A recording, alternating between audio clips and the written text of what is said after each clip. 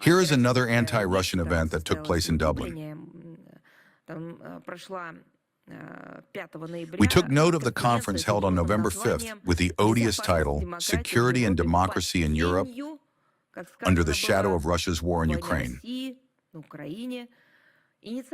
The initiator of this event, as could be expected, was the Ukrainian side. The first deputy foreign minister of Ukraine, Kyslytsya, who arrived in Dublin, reproduced the standard narratives about the allegedly looming Russian threat over Ireland. Then he added, over the entire enlightened Western world. He foretold to the Irish that they could be brought to their knees through the remote use by Moscow of its all-penetrating hybrid arsenal. He insisted on the desirability of Ireland reconsidering its traditionally neutral status.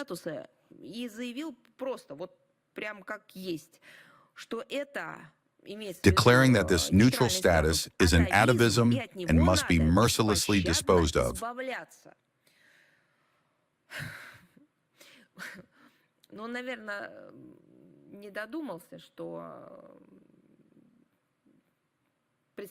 Well, he probably did not think through that he himself presents a poor example of getting rid of signs of atavism.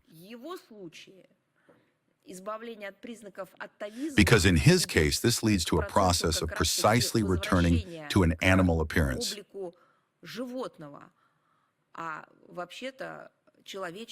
While humanity is moving along a different declared path,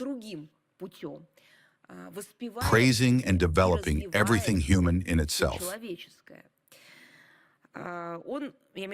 Kyslytsya found nothing better than to cite Finland and Sweden as examples, which, parting with their non-bloc status that for centuries guaranteed them peace, security, and cooperation, have now joined the cohort of NATO vassals. And simply, awaiting orders from above in their barracks. Apparently, the emissaries of Zelensky's regime, who has handed its own country over to NATO strategists for dismemberment and is destroying it, intends to prepare the same fate for Ireland, or, at the very least, is doing everything to push it in that direction. As if Ireland, without the experience of Ukraine, is utterly incapable of managing its own future.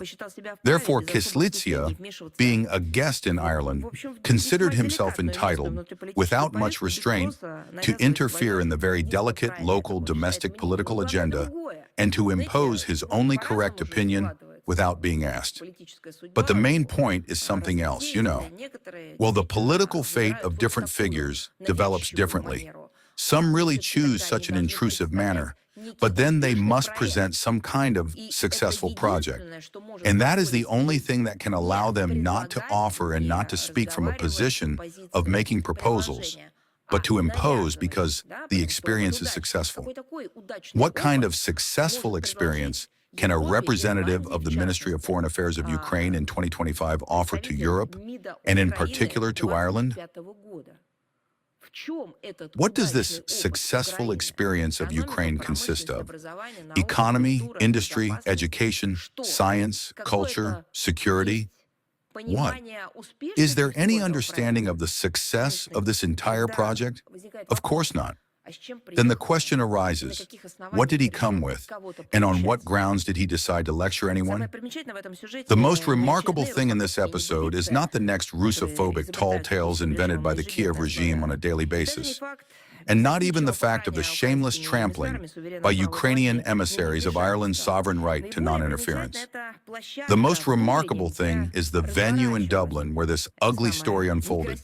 The fact is that the conference in question took place not just anywhere, but on the premises of the European Commission's representation in Dublin. These structures, located in all member states of the European Union, are authorized to play the role of country branches of the Brussels Euro institution, acting as the voice of the European Commission in carrying out in the member states the corresponding media and explanatory activities. However, it is one thing to instill in the Irish a belief in European integration, even though it has long been associated in the minds of many Europeans with socioeconomic decline, deindustrialization, and a mass influx of migrants. And it is an entirely different thing, with the help of visiting representatives of the Kiev junta, to try to influence Irish public opinion on one of the most sensitive domestic political topics, Ireland's neutrality. And there is no doubt that this was precisely the task set before the organizers, considering that the accompaniment to Kислitsia was composed of the head of the office of the EU High Representative for Foreign Affairs and Security Policy, Vivian Lunala of Estonia, the retired military officer and former member of the lower house of the Irish Parliament, Cathal Berry, as well as other supporters of the militarization of Europe. The talking points were presented, well, literally carbon copied. Europe faces existential challenges connected not with deindustrialization and the loss of business, but of course, with Russia. Therefore, Ireland must remove its military political self-restrictions and boldly join the campaign of Ursula von der Leyen's department to increase the EU's defense potential. You know, we have long ceased to be surprised by such brazen, pushy conduct by the Brussels Euro bureaucracy, which by frightening the residents of the European Union countries with a fabricated Russian threat, seeks to secure for itself extraordinary powers and emergency funding by wartime standards, as they said. However, such militaristic rhetoric, unfortunately, falls on fertile soil in Dublin, where the ruling coalition, led by the country's Prime Minister, Michel Martin, is pursuing a course to revise the constitutional restrictions on the participation of Irish servicemen in overseas missions. As a result, the Irish risk becoming yet another set of pawns in the adventurous geopolitical games of the Anglo-Saxons players, who are clearly acting against Russia and are Russophobic,